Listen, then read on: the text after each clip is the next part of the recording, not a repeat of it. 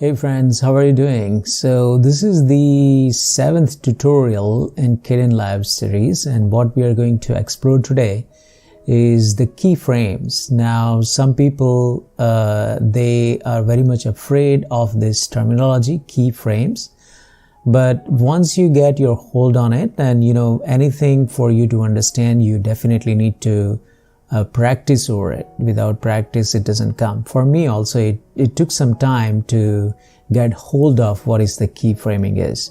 And actually, I did not learn keyframing in Kdenlive. I learned in Blender, which is again a very good animation tool. And I used to use that to produce my videos before, but it's a huge software. And basically, it's for animations and not for the video editing. So that's the reason I have chosen Kdenlive as my main software for the video editing. But keyframing is a very nice concept, and once you get hold of it, you would really love it. And that will give you a lot of power to manage your videos and some of the properties of the clips and a lot of other things. So once when we dive into it and you grab the idea, you will love it, I guarantee. So let's get into it. Hey friends, so this is my project setup, and we want to explore the keyframing today. And I have chosen 2 clips, and this is the clip which is my daughter's graduation last year, high school graduation. So I took this little video there in the graduation ceremony, and there's a voice for that, but I just removed the voice as sound from that, and I have introduced the other sound here, which is the hymn, Leaning on the Everlasting Arms. Praise God. And so we'll be putting this sound over this video of this hymn, and we will explore some keyframing concepts using this setup. So now if you see on this clip, what I have done is there is already, I have added an effect called transform, and you can just select it from here. You can just drag and drop on this and it will be available, and then you go to the properties. When this clip is selected, you will be able to see the properties or the configuration parameters of that particular effect. So what you see here is, you see these 4 diamonds, 1, 2 in the beginning and 1 and 2 toward the end. So these are called keyframes. Each diamond is a keyframe. Keyframe, once again, is nothing but a specific point, a specific time in your video where certain parameters are set. So let me explain to you here. So for this keyframe, if I click on that, it will show me the parameters which has been configured at that particular moment. So what I have done is I have kept the opacity at 0%. So at the beginning of this clip, there is nothing displayed, it's all black. But once you move to the next keyframe, and you can move to the keyframe by clicking on this button, and if you see the tooltip, it clearly says that go to the previous keyframe, go to the next keyframe. So if I go to the next keyframe, if you see the opacity is changed to 100%. So what it does is that I made a keyframe here, okay?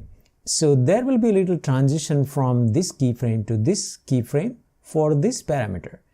So if you see, if I move the cursor slowly, you will see that opacity is all the way to 0. But if I move toward the second keyframe, it is going increasing, and as I hit the second keyframe, it becomes 100%. So this is nothing but the dissolve effect. If you have seen my other videos, I have explained what the transition from one picture to other picture, and I use the dissolve effect. This is the manually setting up the dissolve effect. So this is the fading from black to the picture, and then when you go all the way to the end, between this keyframe and this keyframe, my opacity is 100%. So if I go click here, my opacity is still 100%. But if I go to the last keyframe, opacity again drops to 0. So it fades back to black. So here it's 100%, and if I go toward the end, it goes to 0. So actually what we are doing is, by adding the keyframes, we can manipulate the parameters between those points. Same thing is displayed here also, if you see, and I'm using Kdenlive 19.04, which is the recent version. I think just few days ago it came up. So I'm using that, and now they have something called in the visualization of the keyframes here also. So if you see, there is a button here, and if I click on that, and let me increase the height. One of the other good thing they have done in 1904 is that individually you can increase the height of the track. So, and let me zoom in also. So if you see, here is my one keyframe, okay? And if you move your cursor all the way to the first keyframe, here is my another keyframe. Here is also my keyframe. And what I can do is, I can manipulate the thing here also, okay? So, as far as this is nothing but, the opacity, so it will not change much. But I can, if it was a volume, and we'll see that in a moment, then it would have raised the volume up and down. So this is the keyframe. Keyframe is nothing but, once again, the point, particular time point in your video where you can set up the different parameters for that particular point. And what happens is, between those 2 points, this, once again here, between these 2 points, whatever the parameters been set, it will transition slowly from 1 to second parameter. Once again, so it is, my opacity is 0 here, but as I go here and I have put the opacity 100%, so that means when my video advances from this point to this point, it will gradually increase the opacity to 100%, and you can see that here.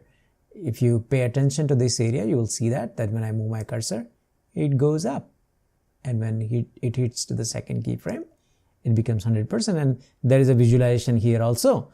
So this blue thing, it says that my opacity is increasing from nothing to all the way up here. Okay, so that's what the keyframe which you can use for the opacity. There are so many other effects which is keyframeable. Okay, and you can use the keyframes only on the effects which are keyframeable. So now that is the one effect which you can use using keyframes on your slideshow or on your video or something like that. I want to show you something else also. This is my audio clip. So in this audio clip also we can use the keyframes, and if I right click on this audio clip and if I go to the insert effect, you see there is this menu option called volume keyframeable. So when it is keyframeable effect, it will show you that it is keyframeable. So let me add that. So now I have my keyframeable effect here. If you see, again, I got that timeline. So what I want to do is, at the first second, and my video is 29.97 frame rate. So when I hit 29, it will be 1 second. So you must have seen that. So this is my cursor here. Once I hit 29, and if I try to go up, it says 1. That means it's 1 second. 29 frames has been done. So what I want to do is not 29, but let's say I want to do this at the 2 second. Okay.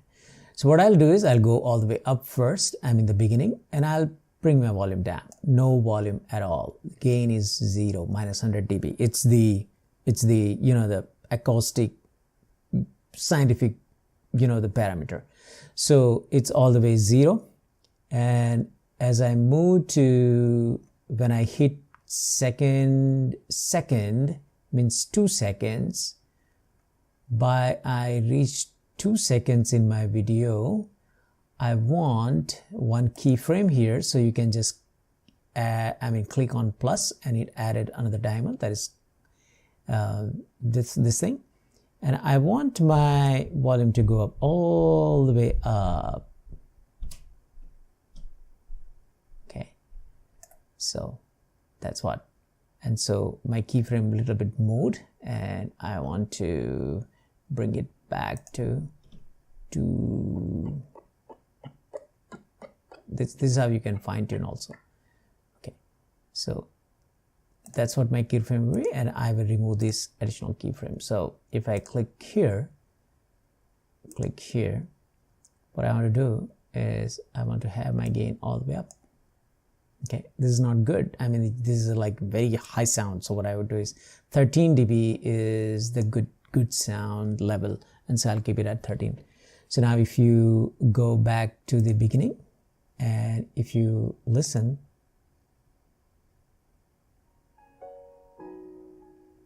so that's how my volume went up.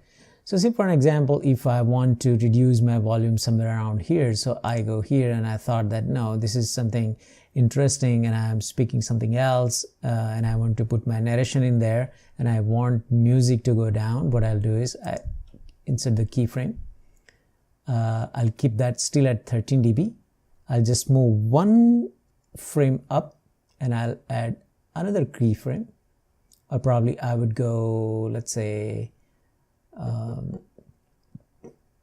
this far, add another keyframe, and then what I want to do is I want to bring down the volume here, okay, and then go here and add a keyframe and just go a little bit further and add another keyframe, and at this keyframe I want to bring my volume back up to 13 dB. I went too far, so let's 13 dB. Okay, so this is how the keyframe works. And now if you see this, see the volume went down almost non-audible level, and then it will come up. That's how. So this is how the keyframe works, and in 1904, I think, at least for the volume and for the clips also, the visualization of the keyframes, they have made it very easy. So you can just, select the clip and it will show all the keyframes, and then you can, manipulate the keyframes. So what I found is that at this particular point in this deep, the volume went down too much. I mean, so I want to bring the volume up. So if I go here at this keyframe, this is my point exactly in the video here, and I would bring the volume a little bit up still. So let's say 0. And similar thing I'll do here also. Let's see what was the last value, my minus 10 dB, and I'll bring this also minus 10 dB. Okay, let's see how it sounds now.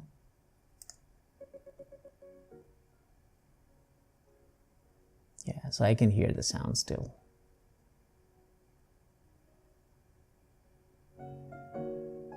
Okay, so this is how the keyframe works. I have just explained to you in a very short, in a very basic way, but probably this is how the keyframe works, and you can practice it and you can implement it in your videos. Hey friends, so I believe that you now have grabbed the idea of keyframing. Now what I have explained to you is really small, and probably you can there are so many other people like me, they have made the videos on keyframing, so you can understand what the keyframe is. But I believe that you have grabbed the idea, at least the basic idea, and you can go and you can practice it by yourself, and you can come up with the nice videos. I hope so. So see you next time very soon. Thank you.